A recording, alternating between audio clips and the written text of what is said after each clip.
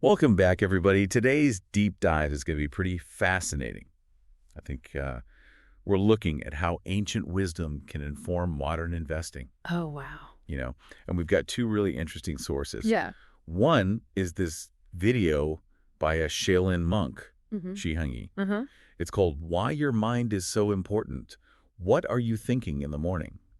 Interesting. And then we've got this article from the Not Your Advisor newsletter. Okay. It's called Shoes Off in the Trading Room, Please. All right. I like it. Yeah, so I'm kind of curious. Yeah. Can we find any unexpected connections between a monk's teachings Right. and navigating the stock market? Yeah. That's I don't know. that's pretty cool. Those are very different worlds, right? Yeah, totally. I'm excited to see what we find though. Yeah. All right. Well, so Shi Heng Yi starts his video with a question, Okay. and it's simple, but it's really profound. He says, Okay. "What are you thinking when you wake up in the morning?" Hmm. And that got me thinking, how much does my mindset first thing in the morning Right. affect my whole day? Yeah. Especially my decisions, For sure. For sure. I think we all have that experience where how we wake up really does set the tone for the day. And I think Shi Heng Yi's point is Yeah. we're born whole and complete, but then over time Yeah. we get all this societal conditioning Right. that makes us feel this sense of lack. Oh. And then we start to believe Yeah. that we need all these external things, Mm-hmm. possession, status, wealth, to be fulfilled. Yeah. And that can really play out in how we invest. Oh my gosh, yes. Yeah. I've totally caught myself feeling like I need more when I'm looking at my portfolio. Yeah. And then it makes me wonder, Right. is that really coming from a place of abundance? Right. Or is it that sense of lack Hmm. that Shi Heng Yi's talking about? Yeah, that's a big question, right? Yeah. Are we chasing gains to fill a void? Right. Or are we investing from a place of security? Right. I think that Not Your Advisor article Okay. leans towards that second idea.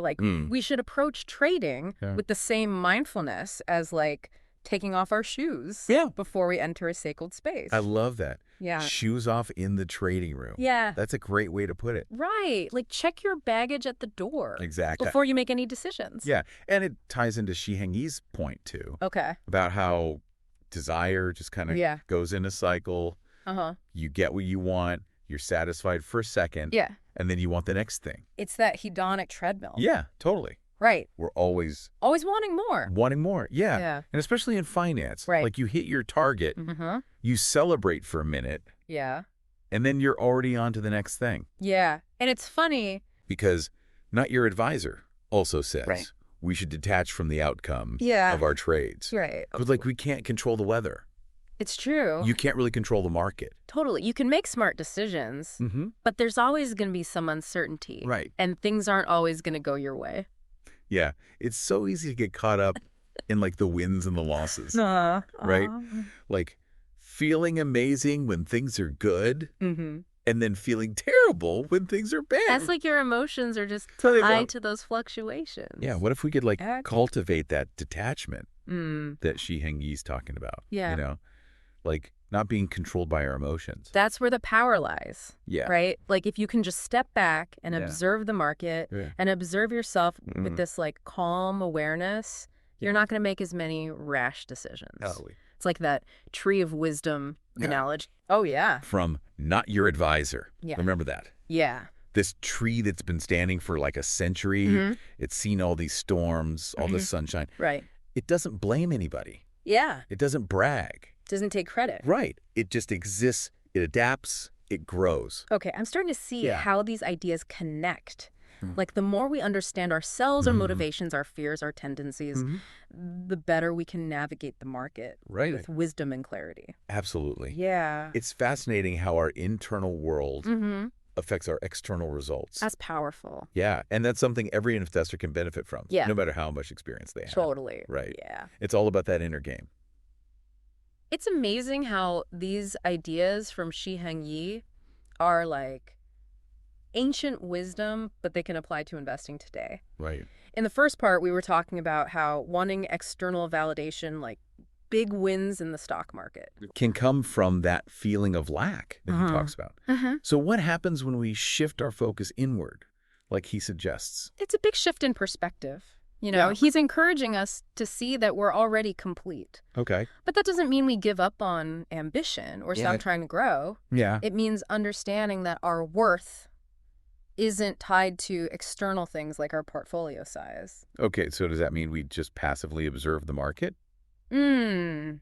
Like with no desire for gains? Well, detachment doesn't mean we don't do anything or that we don't care. Right. Remember the shoes off analogy. Yeah. It's about coming into the trading space with this calm and mindful presence. Okay. Detaching from outcomes doesn't mean we don't have goals or strategies. Right. It's more about having that inner peace Yeah. that isn't totally controlled by what the market's doing. Okay. Yeah, like that tree of wisdom Right, exactly. doesn't get caught up in the emotions of every storm or sunny day. Yeah, it just keeps growing. Right. So imagine if you could approach your portfolio with that same steady presence. Okay. You've done your research. You have a plan. Yeah. And you know there will be wins and losses. The outcomes become data points, Right. not emotional roller coasters. So Shi Heng Yi also talks about understanding ourselves better, Yes. both physically and mentally. He says the more refined we become, the more we discover within ourselves. Right. So how does it apply to investing? Well, it's about going deeper than just the surface level. Okay. It's easy to get caught up in the numbers, the charts, the financial news. Right. But what if we also looked inward? Yeah. How do our emotions, Okay. our past experiences, even our unconscious biases Right. affect our investment decisions? That's a whole other level of self-awareness that most people probably don't even think about with investing. I agree. It's like he's saying to be a master investor. You need to really understand yourself. Exactly.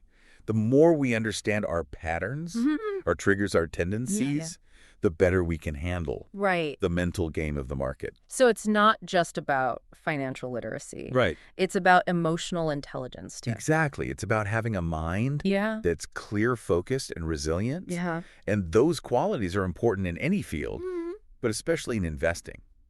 And Shi Heng Yi also says we should step outside our comfort zones Yes. and embrace uncertainty, Uh-huh. which can sound kind of scary when it comes to investing. It can, but think about it. Yeah. The greatest growth often happens when we're outside our comfort zones. Right. If we only stick to what feels safe and familiar, we limit our potential. So how do we apply that to our investment strategy? Does that mean just taking a bunch of crazy risks? Not exactly. Right. It's about calculated risk-taking. Right. Maybe it's exploring a new asset class. Or researching a strategy that seems intimidating? Okay. Or even just questioning those limiting beliefs that have been holding you back? So it's about expanding our boundaries, but doing it mindfully and strategically. Exactly. And be willing to learn and adapt as you go. Yeah. And even if those forays outside your comfort zone Okay. don't give you the results you expected, Right. the experience itself is valuable. It sounds like the journey is just as important as the destination. That's a beautiful way to put it. Yeah. It's a perspective that can bring peace and purpose to investing. This is making me rethink my whole approach to investing. Really? Yeah. It's not just about the numbers and the profits. It's about having the right mindset Right. to navigate the market with wisdom, clarity, and peace. And that's something we can all benefit from, Yeah. regardless of our goals or experience. So where do we go from here? How do we actually integrate these insights Mm-hmm. from Shi Heng Yi and Not Your Advisor into our daily lives as investors? That's the big question. Welcome back to our deep dive, everybody. We've been exploring this idea of how the teachings of Shi Heng Yi can offer some guidance for investors today. Right. Now I want to talk about putting these ideas into practice. Yeah, let's get practical. So Shi Heng Yi really emphasizes understanding our own minds. He even says, if you have the wrong image about yourself, you will never understand the potential you possess. Powerful stuff. So how do we start to cultivate a more accurate and empowering self-image when it comes to investing? It starts with some honest self-reflection. Okay. Take some time to really think about your beliefs about money, investing, and what you're capable of. Okay. Ask yourself, what limiting beliefs might be holding me back? Right. Is it a fear of risk? Yeah. Do I doubt my ability to learn and grow in this area? So once we've identified those beliefs, Okay. how do we challenge them? Yeah. Is it just like affirmations and positive self-talk? Well, those can be helpful. Okay. But Shi Heng Yi's approach is about going deeper. Okay. He says we need to face our fears head on and step outside those comfort zones. Okay. So in the context of investing, Yeah. maybe that means learning about a new investment strategy that seems scary, Right. or talking to a financial advisor, or even just starting small with a manageable investment to build your confidence. Okay, so it's like action is the antidote to fear. Exactly. The more we expose ourselves to new things, even if they're uncomfortable at first, Yeah. the more we realize we can handle them. And you'll learn so much along the way. You'll figure out your risk tolerance, your investment style, and what really aligns with your goals. So it's like an ongoing journey of self-discovery. It is. You adjust, you keep growing. Shi Heng Yi also talks about having a calm and clear mind. Right, mindfulness. Yeah.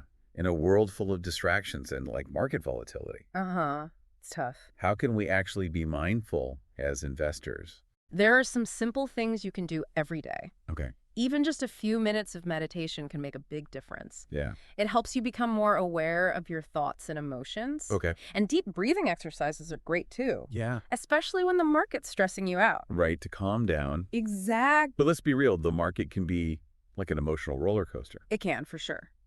So how do we stop those emotions from like messing up our decisions? That's where detachment comes in. Right. Remember that tree of wisdom? Yeah. It doesn't get caught up in the drama of every storm. Yeah, it just keeps growing. Right. It accepts what is and keeps moving forward.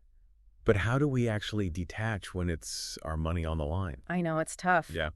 But it starts with shifting your perspective. Okay. Instead of seeing every trade as like a win or lose situation, Right. try to see it as a learning opportunity. Okay. Ask yourself, did I make my decisions based on good research and a solid strategy? What can I learn from this outcome, whether it was profitable or not? Okay. So it's about taking the pressure off of always being right Exactly. and approaching investing with more curiosity Yeah, be open to learning. and learning from our mistakes. Even the best investors make mistakes. True. It's part of the process. So the key is to learn from those experiences and improve. Exactly. Always be refining your approach. This has been such an eye-opening deep dive. It has been fascinating. It's incredible how ancient wisdom can still be so relevant today. Right. It shows you how connected everything is. Before we go, I want to remind everyone about Not Your Advisor. Yeah, great resource. You can find them at notyouradvisor.com. They have so much practical and insightful advice. Yeah, definitely check them out. In fact, they've been featured 3 times on Substack and they're a bestseller. Oh, that's impressive. So as we wrap up this deep dive, what's right. like the one thing you want our listeners to remember? I would say this. Becoming a successful investor is also about self-discovery. Cultivate inner peace. Refine your self-awareness and see uncertainty as an opportunity to grow. The more you master yourself, the better you'll navigate the market and life in general. That's a great takeaway. Thank you. And on that note, we'll leave you with this final thought. Okay. What if you approached investing from a place of wholeness and potential instead of lack or fear? Interesting. How would that change your decisions, your strategies, your whole experience? That's something to think about. We encourage you to reflect on that question and see where it leads you. Until next time, happy investing, and may your journey be filled with wisdom and growth.